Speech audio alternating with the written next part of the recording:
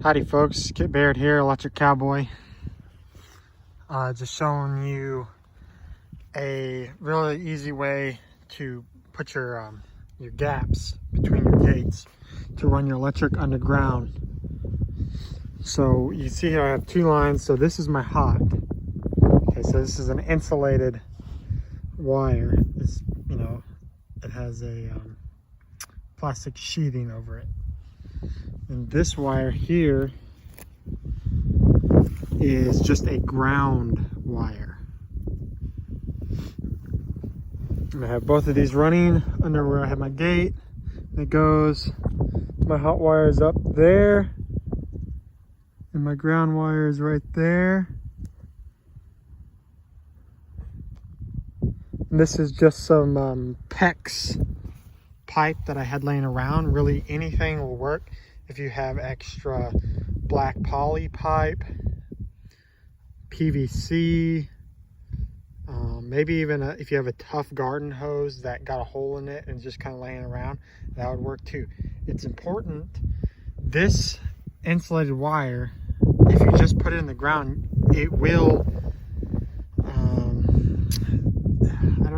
pop through the insulation. It's the only way. If anybody knows what I'm talking about or has had it happen to them, if you just lay this on the ground or in the ground, it will actually burn through the insulation because the charger is so powerful. It's trying to find a ground.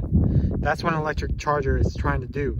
Every time it sends a pulse out, it's searching for a ground. So over time, if it's just on the bare soil, it will burn through a weak point in this sheathing. The manufacturing process, there might be a small weak point in here.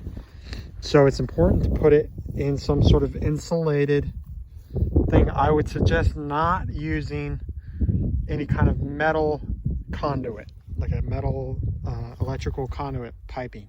Obviously, that's a grounding surface and you're going to have the same problem. So some sort of insulated tubing to run through the ground. Just whatever you got. It doesn't matter. It doesn't have to be expensive.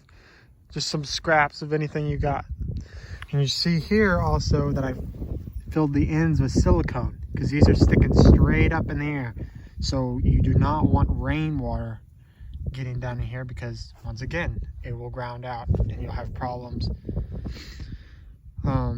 So on this fence, I've run a ground wire. I still need to tighten it up. This goes back to my ground rod, which is connected to my ground output on the charger. And this ground wire runs all the way around the perimeter with the hot wire. And that is to further extend my grounding capability. So if an animal obviously was to touch the ground wire and the hot wire at the same time, it'd be a direct, it would close the circuit directly. And they would get one hell of a shock.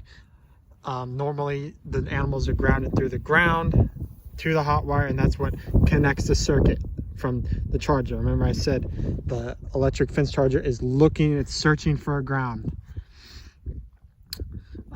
Normally you don't have to run a ground wire. I'm just doing that for my system the way I'm doing. I've run my fence. I would suggest as well putting that in a tube.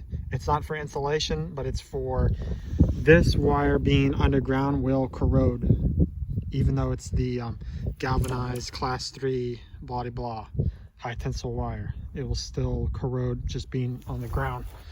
So I have both of those in a little trench. Doesn't have to be very deep, just enough to cover it up. Same thing on this side. So that's my ground. And obviously one nice thing about the ground is it's not expensive to do because you don't need any insulators anywhere. It's just a wire. Matter of fact, the more, if you connect it to a steel post or anything, the more things that it's touching ground, it has a higher potential for grounding. Same thing over here, silicone. Hot wire comes up, goes here. So I just have this wire here is mainly acting as a feeder wire along the top of this net wire fence. This net wire fence is in pretty good shape. I did a little work on it when I came to this lease. So it runs down in, you can't really see it, but there's a fence line that runs this direction, and from there on it's all electric. So I'm just going to cover this up, and if you have any questions or comments, please leave them in the box. Thank you.